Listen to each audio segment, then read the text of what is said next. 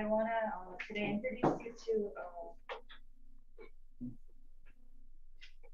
Korea Smart Shipyard Project, also known as the K-Yard project. So as I know, this PowerPoint was made in 2019 by a student who was in charge of this project, this business project. And I would like to elaborate and discuss this material after I kind of translated like his PowerPoint in English. So I tried to deliver it as clearly as possible. So to begin with, I want to show you the overview of this project. It focuses on three main aspects of ship production. Firstly, connectivity. Secondly, autonomy. And thirdly, intelligence. So what they mean by connectivity is the connectivity between the yard resources and also the people who are involved in producing the ship. So there is a word called hyperconnectivity these days. So that is being focused on a very good connection between the people involved in the progress, which leads to an automated data transaction and more efficient, a higher efficiency. So autonomy deals with mostly the manufacturing process itself. For example, fabrication, outfitting, assembly, and well, outfitting and painting. These are all aspects you would usually encounter as a mechanical engineer. And in this case, if we make this process like autonomous or like use other methods to make it like less manually consuming, it will be able to like reduce the workload of engineers or also manual workers as well. And thirdly, in the case of intelligence, we have something called artificial intelligence and also digital twinning, which leads to a lot of brain power reduction. So by artificial intelligence and data-driven like prediction like big data, we will be able to like reduce the workload, not only the manual workload, but also what we call the brain like work or brain workload, which will be expected to increase the productivity by 20% and reduce the cost by 10%. So the three main aspects I want you to remember are connectivity, autonomy, and intelligence. And by connectivity, like you guys all have like phones and well, like LTE and wireless network at the moment. And in the status quo, in our like current era, we are in level two, what we call level two, which deals with LTE and also well, emails and all that electronic stuff that was not possible in the past century. And in the case of autonomy, we have like manual welding and also manual shaping, which has been quite traditional, but it's still persisting like throughout our well decade. And also in intelligence, we focus on quality by experience and also man-hour manual input. Of course, all of this is much more advanced than what we have seen in the 19th or 20th century. But well, if we compare it with the future, it is still a long way to go. So which is why we have labeled it as a mere level two. So what have other countries been up to so far? Well, I guess like if you guys are from the EU, it's not another country, but well, but for Korea, it's like yeah, another country, another successful model we want to follow. In the case of EU, well, they have done a smart yard project until 2016, which has actually been successfully been able to achieve a 20% of productivity enhancement. Non-European nations have been participating in this project. And specifically, there is Germany, which is famous for a shipyard, which has been able to achieve the first smart yard in Europe with a large productivity enhancement. We call it a five pre-production system, which means that it does not have five aspects which are considered as well undesirable. For example, operator, fairing, pre-outfitting workshop, drawing, and painting. These are all well something kind of old school that we want to avoid. Also, it focuses on digitalization for all manufacturing processes and a more optimized logistics system, as well as the largest laser cutting center amongst all shipyards, which you might be interested in if you're well studying like laser cutting. And also for Japan and China, these are examples in other Asian nations, and they have also been able to utilize design information and Well, as you see here, it's actually a painting test they are doing with a VR, a virtual reality system, which is quite interesting. And also in China, there's a shipyard called NAX, and they are focusing on robot shipbuilding to make the whole process kind of like an automatic system, kind of like a Ford like company in a way. So yeah, so these are the smart shipyards outside of Korea. And what Korea wants to focus on in the future is to observe these models and learn what we can learn from the past, and also uh, achieve connectivity, intelligence, and autonomy.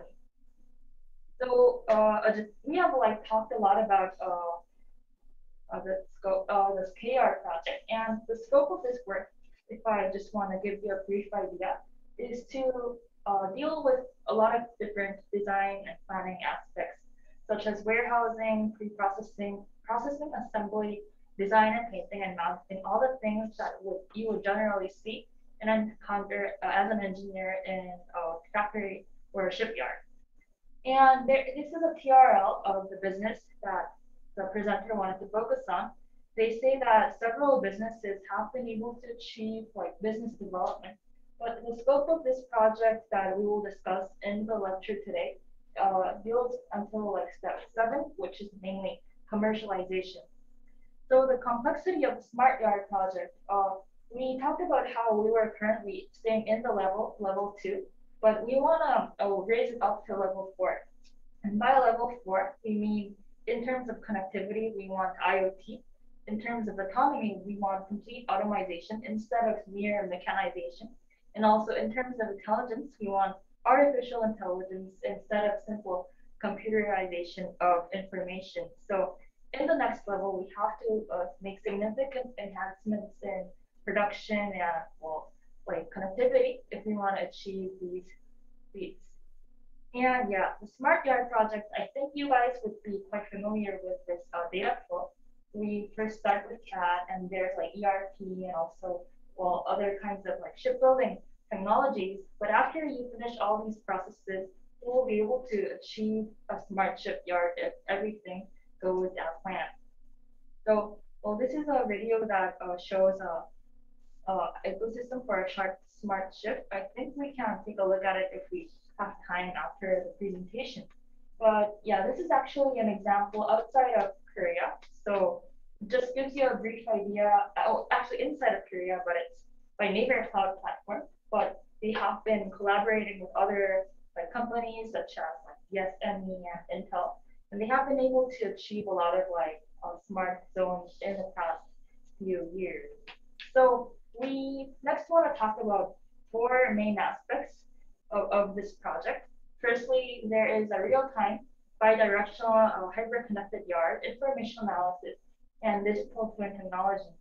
So actually, I was not really familiar with the concept of like a digital twin, but it's like if you have an actual object or a prototype, you have a twin, an actual like facsimile of the same object inside like the virtual digital computer environment. And you can actually work on it kind of like in a way you would consider VR or AR. So you can like actually achieve a hyper-connected future generation shipbuilding ICT technology to maximize the productivity of the smart yard. So these are the 4 key aspects that people want to focus on.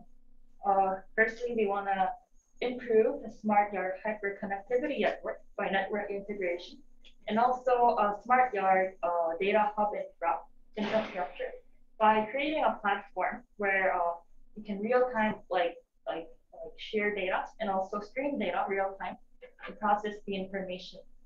And thirdly, we want to focus on production based on AI, although it seems quite too futuristic. I guess in level 4, we have to bring it up to the level where artificial intelligence comes into the market.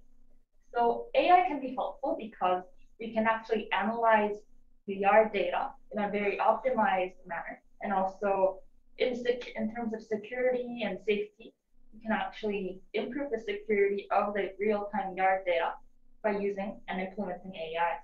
And fourthly, we have a process in ship manufacturing, which is known as ship drying, which can be quite kind of problematic in certain aspects. But if we apply digital twinning, we will be able to achieve higher productivity and verify the production process by the digital twin implementation, and also by synchronizing the step of actually building the system and also uh, kind of improving or giving feedback to the system to manage the information being produced. Okay, there is another form that we want to focus on. So the next definition is the innovative facility-based technology that enables a factory intelligent process by recognition, judgment, and production. So how do we want to achieve artificial intelligence? And how do we achieve a high efficiency? In not new factories or newly built smart factories, but in existing factories. So if we want to focus on this kind of new like developing a new like system in like using existing facilities, we have to apply automation and also ICT. For example, we can use like a factory intelligence in small numbers such as cutting or plates, and also improve the intelligence technology in of the equipment factory itself. Also, not only the equipment such as like the pipes and well spools and any material regarding ship production, but also the assembly step is important. So if you do CAD, you have to build the individual components and parts, but you also have to well assemble them or make them to create a real like object. So like assembly, in terms of assembly, it's quite similar in an actual factory. So we have to focus on a new type of production system, like a flow type production system, or something called a curved, like specialized workshop, which deals with like curved like objects, which are very essential in shipbuilding. And also, we can focus on a smart autonomous logistics system, which is kind of like sending, transmitting, and transporting objects from one place to another. So yeah, it really deals with a lot of transportation and the warehouse and the stockyard to improve the efficiency. And this is the third out of four definitions we want to introduce you to. We have a shipbuilding management control technology to maximize the management efficiency. So this is like, it's a yellow box was more about fabrication and production and well, engineering design. This is more kind of like business and how to manage the entire like smart yard itself. So we want to plan the efficiency technology and also make the production management itself very efficient. And lastly, we also have to like control the whole quality of the smart yard. So we can do this by like using methods such as integrated planning or cooperative systems, and also something that we call an integrated process monitoring and control, and also using tolerance design and engineering principles. Lastly, we have to achieve intelligent production, design and production information collaboration technology to reduce the lead time of the production. So as you know, in all types of markets and production and engineering, the lead time is a very crucial aspect of production. So how do we reduce the lead time? Well, we call this fifth generation shipbuilding CAD. And in this new kind of CAD, we have to, or we can optimize the production information and also the design yard collaboration environment. So I guess these are all aspects that we usually think of as like future world data that kind of being a boom in present day society, such as like big data, 3D modeling, optimization, and also technologies to prevent human error, and also production technology for malfunctions. So all this kind of like big data or things like people are studying in or computer engineering can go into this kind of production CAD system. And also real-time collaboration is important. So I guess like real-time collaboration is especially important in terms of like ship engineering because we have to like follow a kind of design spiral, which is kind of inefficient and has a long lead time. And also we have to continuously collaborate between different sectors and factors and people who are like taking part of this file. We don't really want to like iterate the process. But if we use like AR or high quality model, I guess you'll be able to like use a non-delay immersive production system in future ship design principles. So our goal here is to have connectivity technology and the digital twin-based like autonomous intelligent production. We have an as is and to be. Actually, like I tried to translate the entire presentation from Korean to English, but this is an image and I didn't translate it because Gupta will be doing a discussion, I think, on it. And well, I guess it's better to leave it as a quiz. But it's specifically saying that there are a lot of processes in the present and also in the future. And you can think that, for example, a product comes in and you have to do pre-processing and cut it and assemble it. But like all that like complicated process is going to be much simpler, and some of them can be obtained or dealt with simultaneously. So we have to make it smarter and also make it more automated. So the green area, to give you a hint, is more focused on the automation of manufacturing like processes. And after that, when we paint it and also like assemble it, we have to have a smart production system. So in terms of R&D, research and development, we want to have a smart yard-based technology and also a shipyard factory intelligence technology. And also the operation process itself should be very efficient. And also the real-time support is very important. And also in terms of infrastructure, we have to implement digital twinning and smart yard test beds, and also well, smart workforces must be trained to be able to deal with this kind of data. So historically, if you look at it from a very historical perspective, back in the 1970s, we had very low connectivity, very low autonomy, and very low intelligence. So everything, all the commands were vocal. If I tell you to do this, like somebody builds a ship, and also everything was manual and everything was based on what we call a know-how.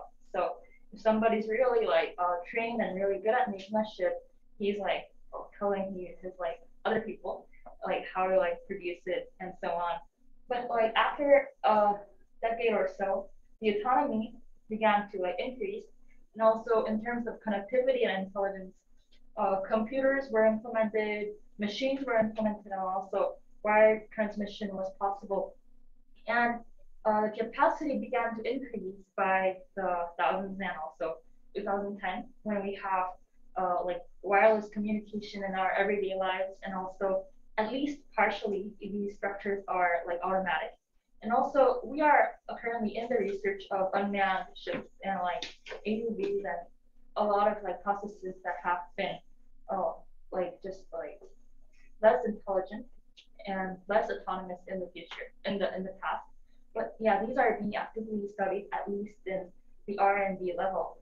But now, after like 2020, we have to achieve a smart shipyard innovation based on hyperconnection, and which takes connection to a different level, and also complete automation, and also digital twins, which may be able to overcome the current challenges and shortcomings of the spiral ship model. So for those of you who like smart yard, the concept itself might be quite ambiguous. It's kind of like a comprehensive concept that deals with the production process, data connectivity, and also autonomy and intelligence. And this kind of intelligence can be achieved by IoTs and also robots, digital twins, that all these aspects that we as engineers may be interested in developing. So in the future, we have to go from level 2 to level 4. To summarize, we have been living in an era where well, emails and LTEs and also manual processes and experience-based quality and a lot of manual hour manpower have been the main aspect or main feature of society. But in the future, hopefully, we will be able to live in a society based on IoT, automated welding, which will increase the safety and reduce the time of workers and also reduce the cost and labor cost of workers. But at the same time, well, we have to like can like face these problems regarding low like labor power. We also have to train people to be well, and also machines to be smarter and more autonomous to be able to utilize all these different technologies, such as well, outfitting or digital twinning. And on the shipyard collaboration, so this is an image. So I'll try to show the English captions. So yeah, there are sensors, wearable devices, mobile phones, and monitoring centers in like these days and also the near future. So this kind of backbone network can be used for a real-time monitoring of the yard and ship interior. So if there are some areas that are kind of closed off, we can actually monitor the environment. And also some sensors, well, you would be familiar with like movement sensors or health sensors. These can be used to monitor the worker health and also the safety of the ship. And lastly, well, we are also quite familiar with location sensors, which can be used to monitor the location of individual workers to increase the efficiency and also safety of the people involved in the process, which is all a process of the service network itself. So yeah, thank you for listening to the presentation. Yeah,